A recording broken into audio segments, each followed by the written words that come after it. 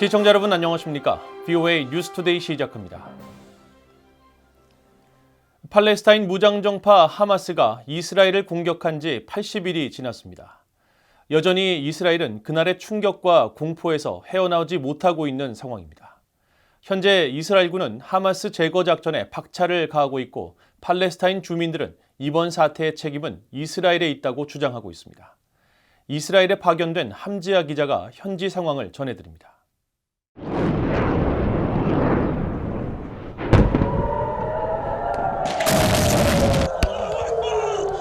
지난 10월 7일 주민 700명이 살고 있던 가자지구 인근 이스라엘의 크파르 아자 마을의 병원은 한순간에 깨졌습니다. 북한제의 무기 등으로 중무장한 하마스 대원들이 마을로 들이닥치면서 도망가던 주민들에게 무차별적으로 총격을 가했고 집안에 숨었던 아이들은 하마스가 지른 불을 피하지 못했습니다. 건물 곳곳에 총탄 자국과 불에 탄 흔적은 그날의 참상을 말해주고 있습니다. 마을에서 사망한 60여 명의 희생자 중에는 곤스테온 씨의 아들과 손녀도 있습니다. 그나마 다행인 건 하마스의 인질로 끌려갔던 며느리와 손녀가 인질 교환 때 살아 돌아왔다는 점입니다. They were hostages about 51 days over there. They need a lot of social and psychological treatment to come back to a normal life because a lot of fears and a lot of action that they cannot do anymore. 참혹한 사륙이 벌어졌던 이날을 계기로 이스라엘은 본격적인 하마스 제거 작전에 돌입했습니다. BOA가 마을을 찾아간 이날도 가자지구에서는 포탄 소리가 들려왔습니다. 가자지구에 대한 이스라엘의 공습은 지금도 계속되고 있습니다. 베냐민 네타냐후 이스라엘 총리는 완전한 승리를 이룰 때까지 전투는 계속될 것이라고 밝혔습니다. 그러나 가자지구 내 사망자가 계속 늘어나면서 이스라엘에 대한 국제사회의 여론은 개전 초와는 달리 호의적이지 않습니다. 이스라엘군은 이번 전쟁은 팔레스타인인이나 민간인에 대한 것이 아니라 무장정파 하마스를 상대로 한 것이라고 강조했습니다. In a perfect world, even one death is too many. Unfortunately, we don't live in a perfect world.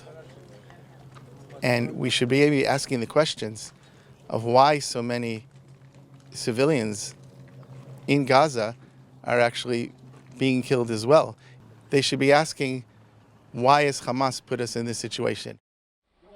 가자지구 반대편의 팔레스타인 자치지역 서안지구도 공포 속의 암울한 모습입니다. 예수의 탄생지로 알려진 베들레헴은 예년 같으면 크리스마스 전후 수많은 관광객들이 모였지만 지금은 그렇지 않습니다. 팔레스타인 주민들은 10월 7일 공격의 정당성을 주장했습니다.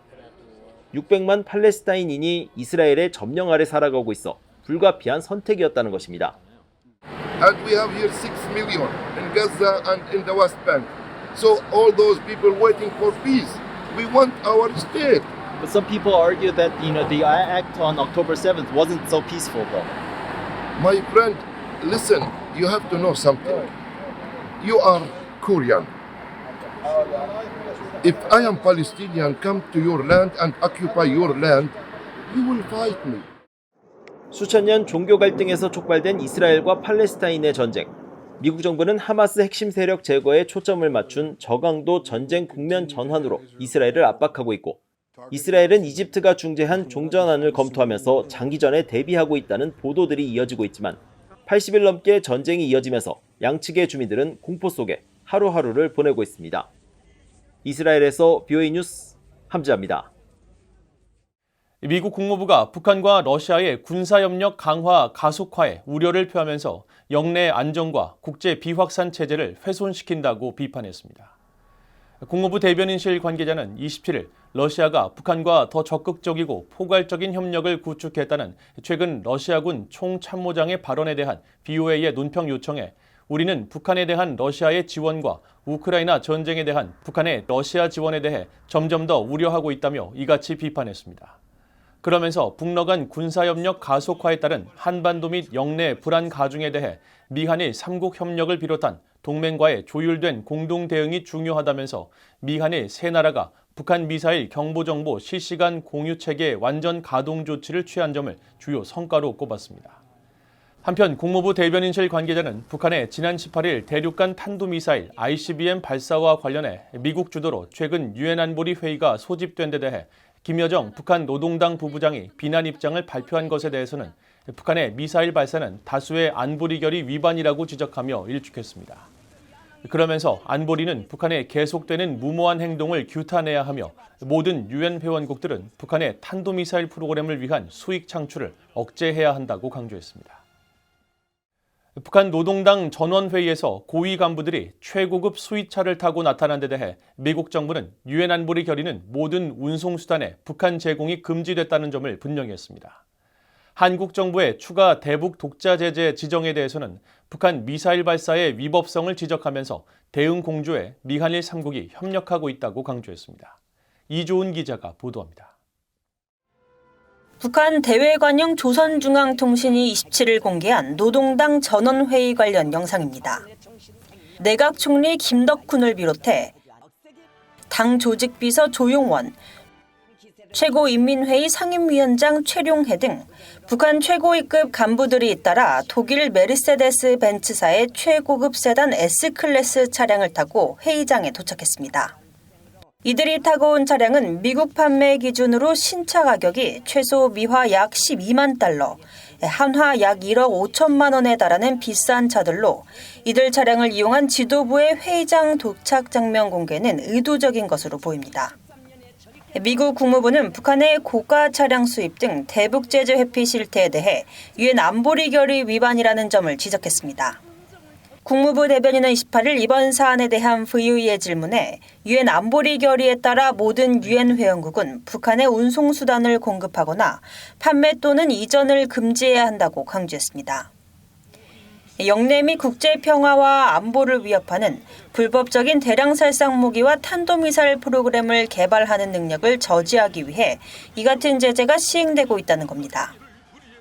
유엔 안보리가 만장일치로 채택한 대북 제재 결의 1728호 및 2094호에 따라 사치품에 해당하는 고가 차량 및 모든 운송수단에 대한 북한으로의 수출이나 이전은 금지돼 있습니다.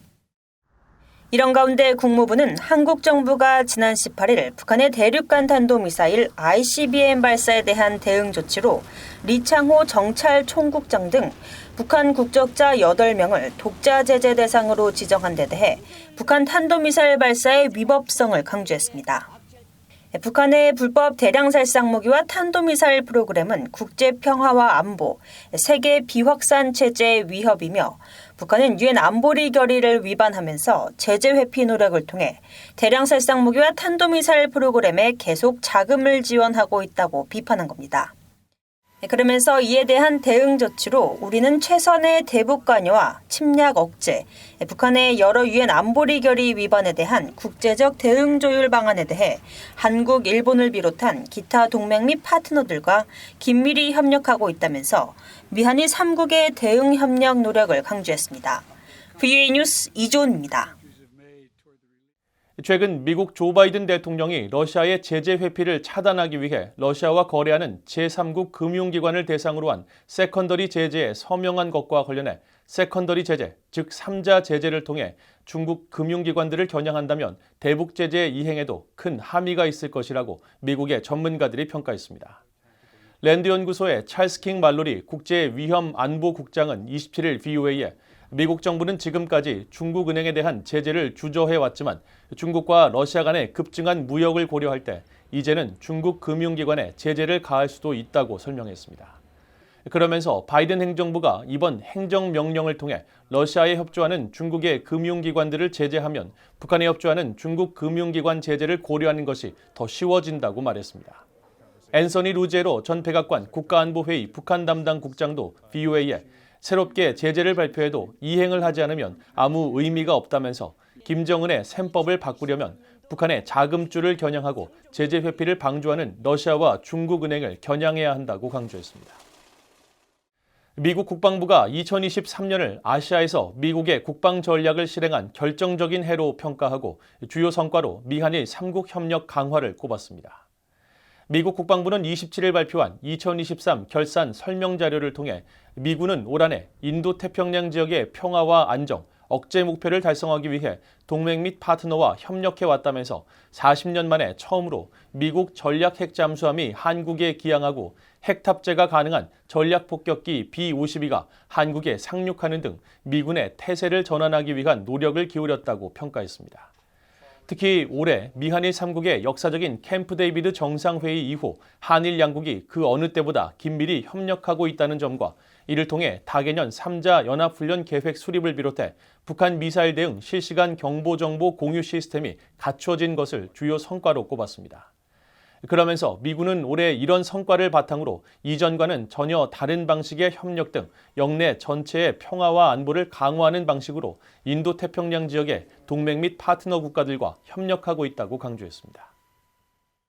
날로 고도화하는 북한의 도발과 위협에 대응하기 위해서는 굳건한 미한 동맹을 바탕으로 지속적인 연합훈련을 실시하고 일본을 포함해 가치를 공유하는 국가들과 동맹을 확대할 필요가 있다고 월터 샤프 전 주한미군 사령관이 밝혔습니다. 샤프 전 사령관은 최근 한미동맹재단에 보낸 신년사에서 미한동맹은 세계에서 가장 강력한 동맹이라면서 북한은 지속적인 도발과 핵무기 개발, 중국, 러시아와의 파트너십 확대를 통해 동맹을 계속 위협하고 있으며 북한 주민들에게는 인권이 없어 아무 도움도 받지 못하고 있다고 지적하며 이같이 밝혔습니다. 그러면서 강력한 방어 태세를 지속적으로 강화하고 유엔 사령부와 일본 등 다른 국가들과 동맹을 계속 키워나가야 한다고 제언했습니다. 존 틸러리 전 주한미군 사령관도 27일 북한 위협 대응 방안을 묻는 VOA의 질문에 고위급 의사결정자를 포함한 지속적인 연합훈련을 가장 중요한 항목으로 꼽았습니다. 북한의 핵개발 등 자금줄로 악용되고 있는 암호화폐 관련 규제를 업계가 방해하고 있다는 엘리자베스 워런 미국 상원의원의 주장에 암호화폐 업계가 반발했습니다.